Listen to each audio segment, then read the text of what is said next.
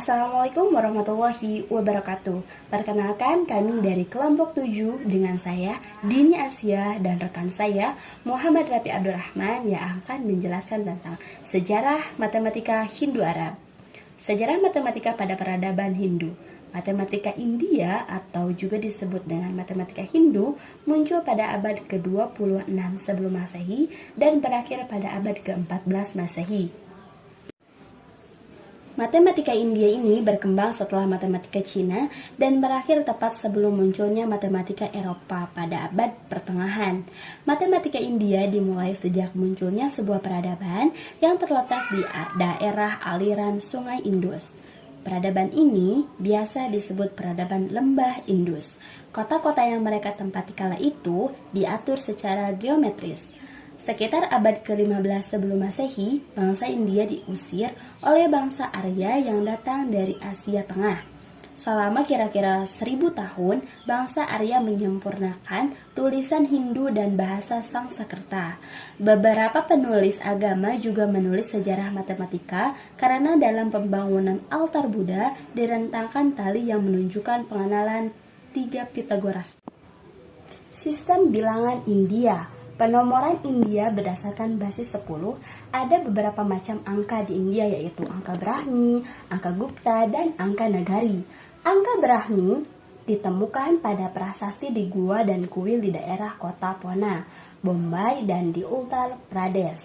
Prasasti yang berbeda tentu akan berbeda pula simbolnya.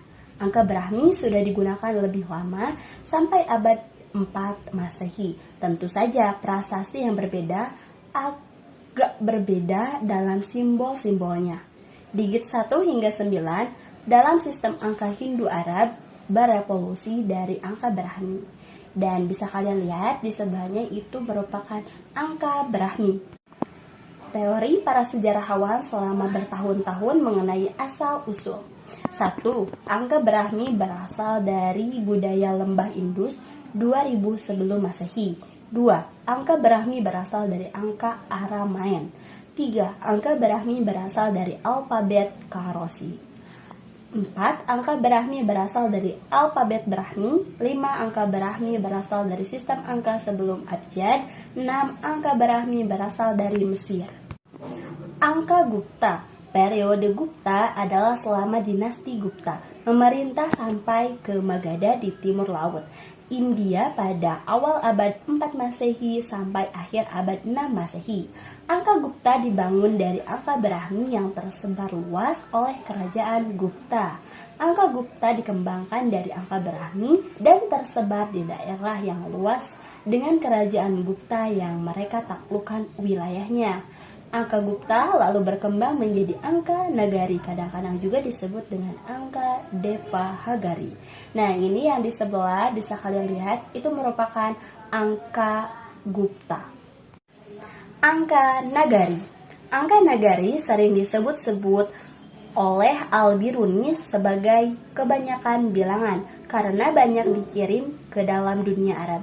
Angka Nagari sering disebut angka Depanagari. Angka India menyebar ke bagian dunia antara abad 7 sampai 16 Masehi dan sudah menyebar sampai ke Eropa akhir abad 5 Masehi. Dan di sebelah ini merupakan angka Nagari. Pada slide selanjutnya yaitu bisa kalian lihat pada tabel ini merupakan perbedaan antara angka Depanagari, Hindu Arab, prakata Sanskrit untuk angka ordinal. Tokoh-tokoh matematika India. Panini, kira-kira abad ke-5 sebelum Masehi. Panini yang merumuskan aturan-aturan tata bahasa Sanskerta, notasi yang ia gunakan sama dengan notasi matematika modern, dan menggunakan aturan-aturan meta, transformasi, dan rekursi. Surya Siddhanta. Surya Siddhanta memperkenalkan fungsi trigonometri, sinus, kosinus, dan balikan sinus, dan meletakkan aturan-aturan yang menentukan gerakan sejati benda langit yang bersesuaian dengan posisi mereka sebenarnya di langit. Daur waktu kosmologi dijelaskan di dalam tulisan itu, yang merupakan salinan dari karya terdahulu. Bersesuaian dengan rata-rata tahun senderik yang berbeda 1,4 detik dari nilai modern. Aryabhata pada abad ke-499. Aryabhata adalah matematikawan dan astronom India yang lahir pada tahun 475 Masehi dan meninggal pada tahun 550 Masehi. Dia hidup di zaman yang sulit untuk mengembangkan matematika. Bahkan, pada masa itu dia merupakan satu-satunya orang yang menemukan rumus-rumus matematika sebelum lahirnya ahli-ahli matematika pada masa modern kini. Brahmagupta. Brahmagupta adalah matematikawan besar India. Berikutnya ia hidup dari tahun 598 sampai 660 Masehi. Karyanya yang terkenal adalah Brahma Siddhanta yang terdiri dari dalil dan peraturan. Pada tahun 628 Masehi, Brahmagupta menulis sebuah buku berjudul Brahmagupta Siddhanta sebagai perbaikan dari buku sebelumnya. Dalam buku barunya ini, ia menulis 2 bab tentang matematika, yaitu bab 12 dan bab 18. Yang di dalamnya terdapat teorema-teorema yang sudah diakui sebagai teorema yang benar. Namun, ada pendapat berbeda ahli yang mengatakan bahwa teorema Brahmagupta tidak benar. Di samping itu, terdapat pula teorema-teorema Brahmagupta yang eksak, yaitu dengan memanfaatkan rumus-rumus Archimedes Heron untuk menentukan jari-jari lingkaran luar suatu segitiga. Madapa dari Sagamagrama adalah seorang matematikawan dan astronom India dari kota Irinjalakuda. Madapa ia merupakan pendiri sekolah astronomi dan matematika Kerala. Madapa dianggap sebagai salah satu matematikawan astronom terbesar pada abad pertengahan dan telah menyumbangkan kontribusi dalam data hingga kalkulus, trigonometri, geometri, dan aljabar. Sejarah matematika pada peradaban Arab.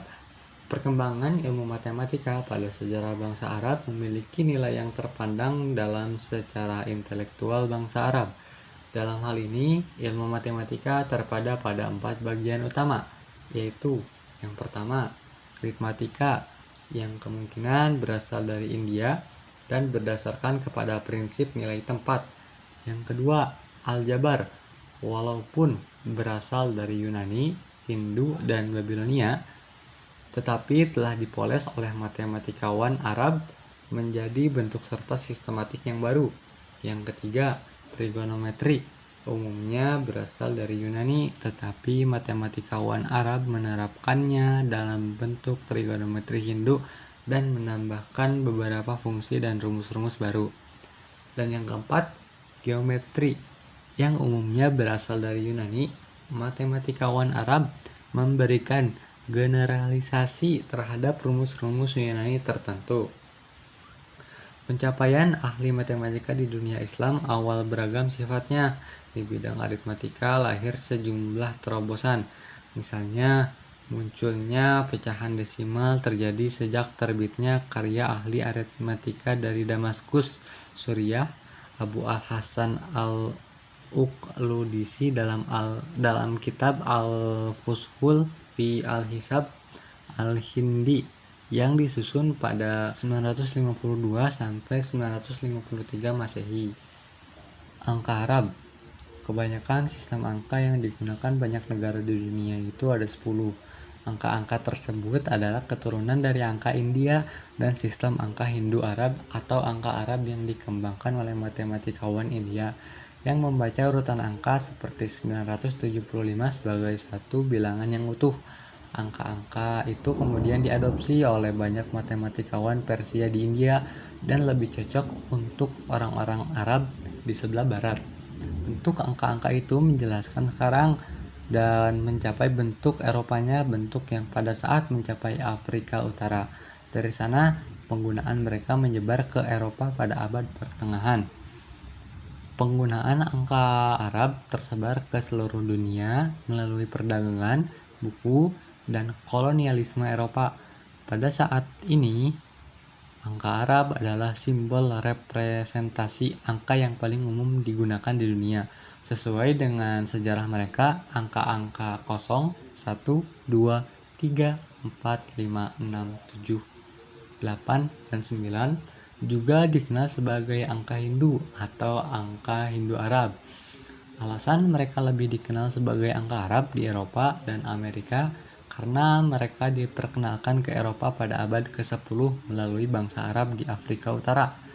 Dahulu dan sampai sekarang, digit-digit tersebut masih digunakan oleh orang Arab Barat sejak Libya hingga Maroko. Di sisi lain, orang-orang Arab menyebut sistem tersebut dengan nama angka Hindu yang mengacu pada asal mereka di India. Namun demikian, angka ini tidak boleh dirancukan dengan angka Hindu yang digunakan orang-orang Arab di Timur Tengah, seperti yang tertera tersebut, yang disebut dengan nama lain angka Arab Timur atau dengan angka-angka lain yang saat ini digunakan di India. Selanjutnya terdapat nomor-nomor dalam bahasa Arab. Yang pertama ada nomor Arab. Angka ini digunakan di dunia saat ini bersama-sama dengan abjad Latin sejak awal abad modern. Sekarang, angka Arab Latin telah menjadi angka internasional dan digunakan hampir di seluruh dunia, bahkan di negara yang tidak menggunakan huruf Latin sekalipun, seperti Cina, Korea, Jepang, India, Thailand, dan lain-lain. Angka Arab Latin digunakan untuk memanfaatkan angka-angka tradisionalnya. Yang kedua, nomor Arab Hindi. Angka ini digunakan bersama-sama dengan abjad Arab, khususnya di negara-negara yang berada di wilayah Arab bagian timur, bisa disebut Timur Tengah atau Semenanjung Arab atau Teluk Arab, seperti Mesir dan Sudan, serta negara non-Arab lainnya seperti Iran, Afghanistan, Pakistan, dan sebagian India. Dan yang ketiga, Arab Hindi Timur. Angka ini digunakan dengan abjad Arab. Dipercaya pertama berkembang dari kawasan yang sekarang di negara Irak. Variasi angka Arab Timur juga terdapat pada bahasa Urdu dan Faris. Terdapat beberapa variasi penggunaan terutama untuk digit 4, 5, 6, dan 7. Tokoh-tokoh matematikawan Arab Timur Tengah terkenal pada zaman kekhalifahan Abbasiyah sebagai tempat berkembangnya ilmu pengetahuan. Tidak terkecuali matematika. Pada zaman tersebut, ilmu matematika merupakan ilmu yang sangat penting dalam berbagai bidang dan berkembang dengan pesat. Oleh karena itu, banyak tokoh-tokoh matematikawan yang berasal dari tanah Arab. Tokoh-tokoh tersebut merupakan tokoh yang berpengaruh dan terkenal. Yang pertama, tokohnya itu bernama Al-Khwarizmi, ilmuwan muslim, ahli di bidang ilmu matematika, astronomi, dan geografi. Nama lengkapnya adalah Abu Ja'far Muhammad bin Musa Al-Khwarizmi, dan di barat ia dikenal dengan nama algoritme atau algoritme. Dalam bukunya, Al-Khwarizmi memperkenalkan kepada dunia ilmu pengetahuan angka nol, yang dalam bahasa Arab disebut sifr. Sebelum Al-Khwarizmi memperkenalkan angka nol, para ilmuwan mempergunakan abakus, semacam daftar yang menunjukkan satuan puluhan, ratusan, ribuan, dan seterusnya, untuk menjaga agar setiap angka tidak saling tertukar dari tempat yang telah ditentukan dalam hitungan. Akan tetapi, hitungan seperti ini tidak mendapat sambutan dari kalangan ilmuwan barat ketika itu, dan mereka lebih tertarik untuk mempergunakan Raqam al-Binji atau daftar angka Arab, termasuk angka 0. Hasil penemuan Al-Khwarizmi. Dengan demikian, angka 0 baru dikenal dan dipergunakan orang barat sekitar 250 tahun setelah ditemukan oleh Al-Khwarizmi. Tokoh selanjutnya yaitu Al-Kindi. Al-Kindi hidup pada masa penerjemahan besar-besaran karya-karya Yunani ke dalam bahasa Arab. Dan memang sejak didirikannya Bait Al-Hikmah oleh Al-Ma'mun, Al-Kindi sendiri turut aktif dalam kegiatan penerjemahan itu. Di samping menerjemahkan, Al-Kindi juga memperbaiki terjemahan-terjemahan sebelumnya. Karena keahlian dan keluasaan pandangannya, ia juga diangkat sebagai ahli di istana dan menjadi guru putra Khalifah Al-Mu'tasim yang bernama Ahmad.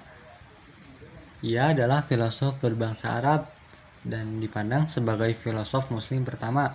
Memang secara etnis, Al-Kindi lahir dari keluarga berdarah Arab yang berasal dari suku Kindah, salah satu suku besar daerah Jazirah Arab Selatan. Salah satu kelebihan Al-Kindi adalah mengajarkan filsafat Yunani kepada kaum muslimin setelah terlebih dahulu mengislamkan pikiran-pikiran asing tersebut. Al-Kindi telah menulis hampir seluruh ilmu pengetahuan yang berkembang pada saat itu, tetapi di antara sekian banyak ilmu, ia sangat menghargai matematika. Hal ini disebabkan karena matematika bagi Al-Kindi adalah muqaddimah bagi siapa saja yang ingin mempelajari filsafat. Muqaddimah ini begitu penting sehingga tidak mungkin bagi seseorang untuk mencapai keahlian dalam filsafat tanpa terlebih dahulu menguasai matematika. Matematika di sini meliputi ilmu tentang bilangan, harmoni, geometri, dan astronomi. Tokoh selanjutnya bernama Al-Kharoji. Al-Kharoji dianggap sebagai ahli matematika terkemuka dan pandang sebagai orang pertama yang membebaskan aljabar dari operasi geometris yang merupakan produk aritmatika Yunani dan menggantinya sebagai jenis operasi yang menggunakan inti dari aljabar pada saat ini. Karyanya pada aljabar dan polinomial memberikan aturan pada operasi aritmatika untuk memanipulasi polinomial.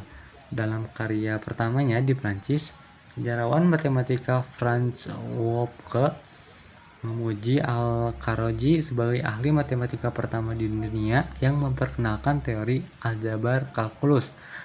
Al-Kharoji menginvestigasi koefisien binomium segitiga Pascal. Dia juga yang pertama menggunakan metode pembuktian dengan induksi matematika untuk membuktikan hasilnya. Ia berhasil membuktikan kebenaran rumus jumlah integral kubus yang sangat penting hasilnya dalam integral kalkulus. Selanjutnya bernama Al-Battani. Zaman keemasan Islam juga melahirkan pakar-pakar di bidang trigonometri.